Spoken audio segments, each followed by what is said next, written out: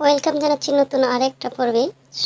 আজকে ভিউয়ার্স আপনাদের জন্য এমন একটা রেসিপি নিয়ে হাজির হলাম, যেটা অ্যাকচুয়ালি গরুর খাদ্য। আমাদের এলাকায় এটাকে বলা হয় কাঁঠালের মূল্য।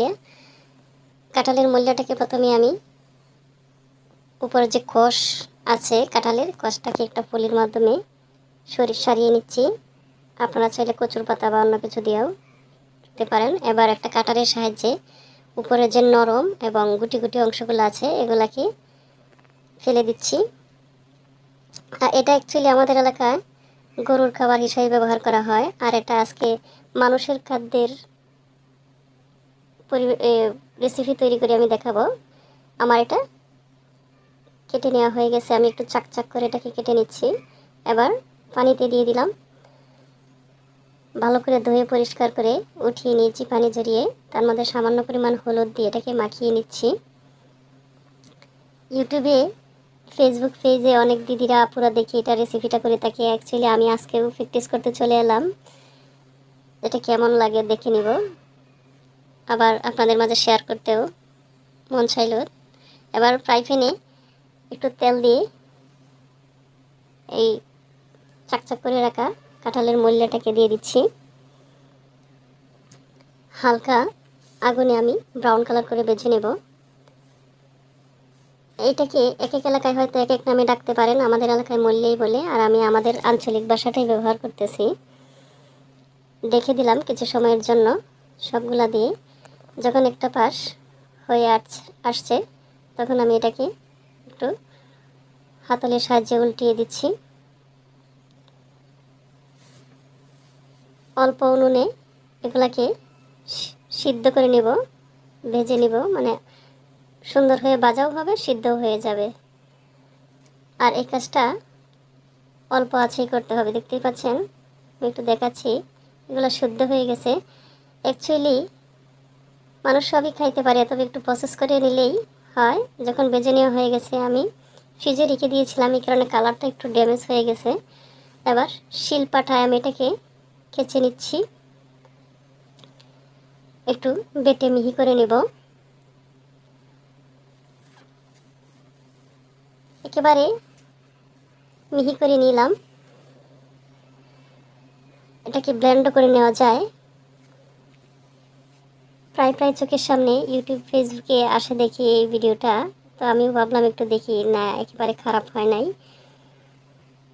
এবার আরেকটা কড়াইয়ের মধ্যে একটা রসুন একটা পেঁয়াজ কুচি করে দিয়ে আমি সামান্য সরিষার তেল দিয়ে এটাকে ভেজে নিচ্ছি। পেঁয়াজ রসুনটাকে আমি নেড়ে চেড়ে সিদ্ধ করে নেব। একেবারে ব্রাউন কালার করে ভেজে নেব না, সিদ্ধ হলেই হলো। এভাবে অনবরত নাড়তে থাকবো। যখন সিদ্ধ হয়ে আসছে আমি পেঁয়াজ রসুনটাকে একটা পাত্রে উঠিয়ে নিচ্ছি।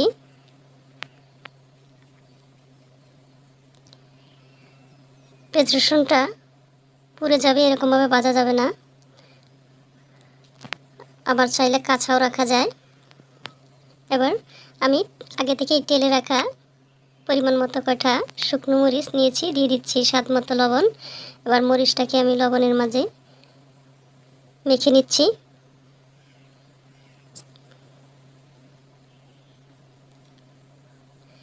আসলে ফেলে দেওয়ার মতো কিছুই নাই, সবই মানুষ খাইতে পারে, একটু প্রসেস করে নিতে হয় আর কি। প্রসেস করে নিলে সবই সম্ভব। এবার মরিচটা মাখিয়ে নেওয়া হয়ে গেলে পেঁয়াজ রসুনটাকে আমি একটু মাখিয়ে নিচ্ছি। একেবারে পেঁয়াজ রসুনটাকে মিহি করব না, শিলপাতায় চাইলেও আপনারা বেটেও নিতে পারেন। আমি একটু আস্তে আস্তে রাখবো যাতে দাঁতের চিপায় পড়লে একটু ভালো লাগে।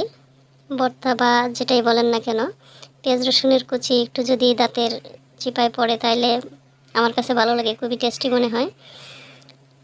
এবার কাঁঠালের মূল্যটাকে বেটে রাখা পেঁয়াজ রসুন এবং মরিচের সাথে খুব ভালোভাবে মাখিয়ে নিচ্ছি।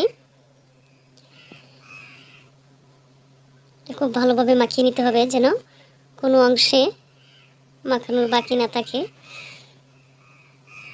এবার এক টুকরো আদাকে আমি বেটে পুরো ভর্তার মধ্যে মাখিয়ে নিচ্ছি।